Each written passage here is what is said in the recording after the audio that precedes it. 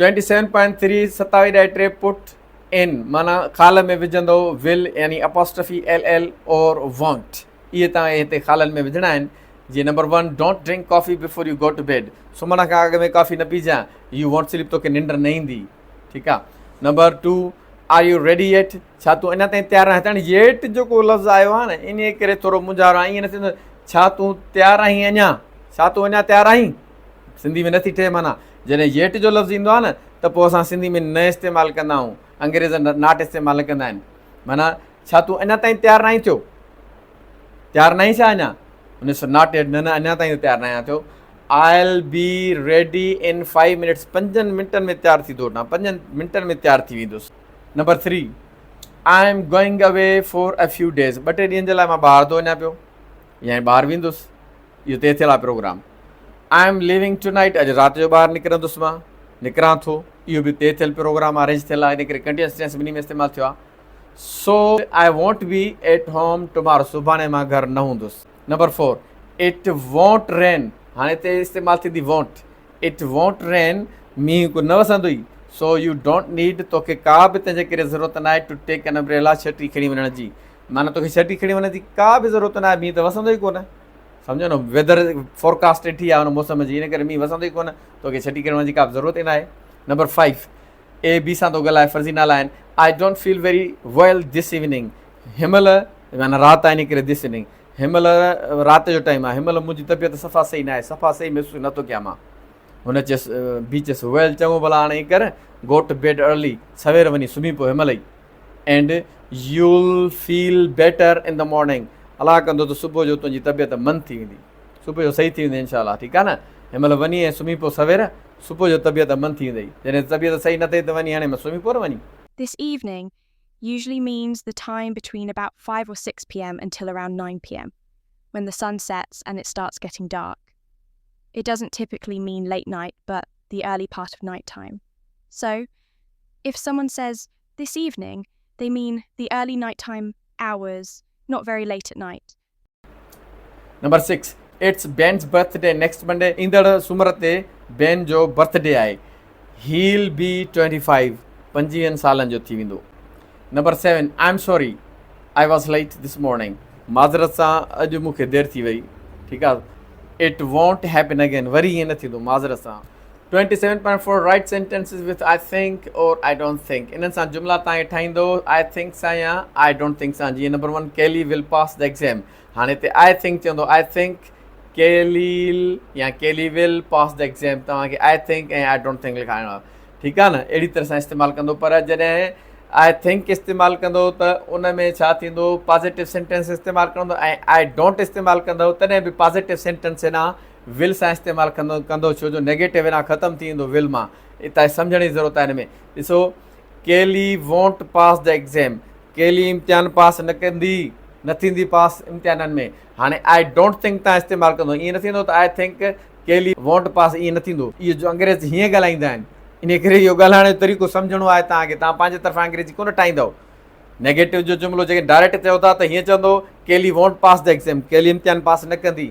पर जेकॾहिं तव्हां नेगेटिवली इस्तेमालु साॻियो करणु था चाहियो, पर थिंक वारो लफ़्ज़ आहे न जेको, त तव्हां अॻ में चवंदो आई डोंट थिंक, पोइ वरी तव्हांजी नेगेटिव निकिरी वेंदी हिन मां, उहो सिर्फ़ु पॉज़िटिव थी पवंदी आहे। आई डोंट थिंक केली विल पास द एग्ज़ाम, ईअं थींदो, साॻी माना थींदसि, माना केली इम्तिहान पास न कंदी। मुंहिंजो ख़्यालु इहो आहे त केली इम्तिहाननि पास न वेंदी। Number 3 will win the game, असां मैच खटे वेंदासीं, माना I think will win the game, ईअं इस्तेमालु थींदो हिन में।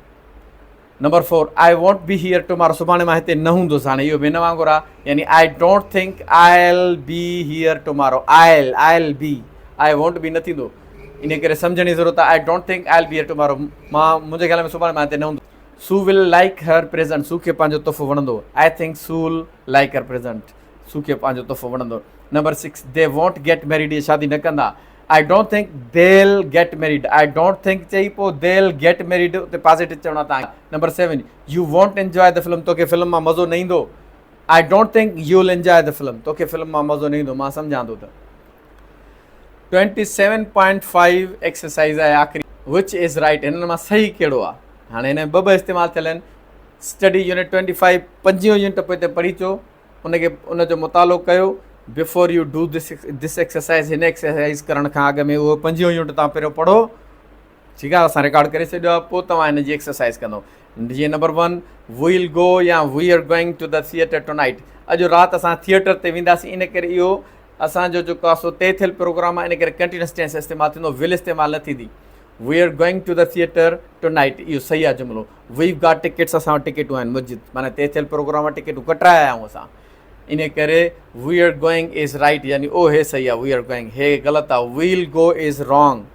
Number 2 what will you do या what are you doing tomorrow evening. हाणे टुमारो इवनिंग आहे न, इन करे तव्हां तय थियल प्रोग्राम खां पुछो था, अरेंज थियल आहे, इन लाइ इस्तेमालु छा थींदो, what are you doing tomorrow evening. सुभाणे तव्हां राति जो छा कंदो, हुन चयोसि नथिंग, आई एम फ्री, कुझु बि न, वांदो आहियां मां, कुझु बि न कंदुसि, ठीकु आहे। इन लाइ छा थींदो, are you doing is right, इहो सही आहे, ऐं will you do is wrong.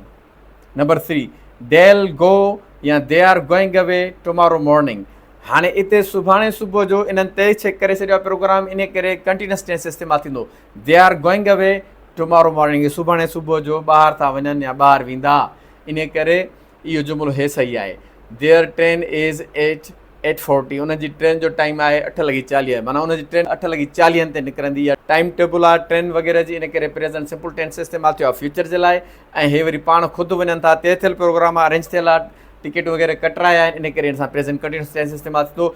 The are going is right ऐं देल गो इज़ रॉन्ग।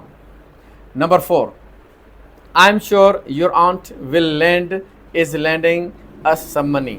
मूंखे पक आहे त तुंहिंजी जेका आहे चाची असांखे कुझु पैसा उधारा ॾींदी। हाणे इहा पक जेका आई एम श्योर आहे, इन लाइ छा इस्तेमालु थींदो, इहा विल इस्तेमालु कंदो, हिते लैंडिंग इस्तेमालु न कंदो, तय थियल प्रोग्राम न आहे। शी इज़ वेरी रिच, हूअ तमामु अमीर आहे, अमीर जो आहे त माना असांखे इम्कान घणा था ॾिसण में अचनि त उहा असांखे ॾींदी, इन करे को इरादो न आहे हिन जो पैसा ॾियण जो, को तय प्रोग्राम न करे छॾियो अथई, इन करे कंटिन्यूस टेंस इस्तेमालु कोन थींदो, विल इस्तेमालु थींदी हिते। Will land is right, is landing is incorrect, is wrong.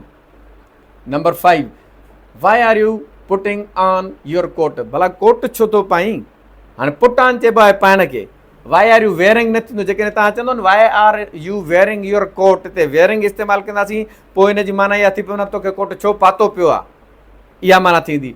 पर जेकॾहिं अञा पातो न पियो अथसि ऐं पाए थो पियो त पोइ पुट ऑन इस्तेमालु थींदो आहे। तव्हां सभु हिकिड़ी माना वेयरिंग माना पातल पाए रहियो हुजणु, सो इन करे थो चएसि why are you putting on your coat, coat छो थो पाईं भला।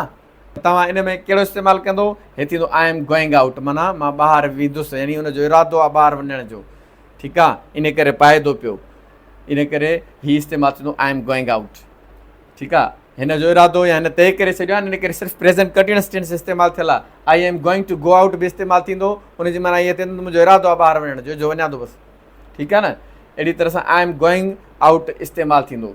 Number 6 do you think clear will phone या is phoning us two night.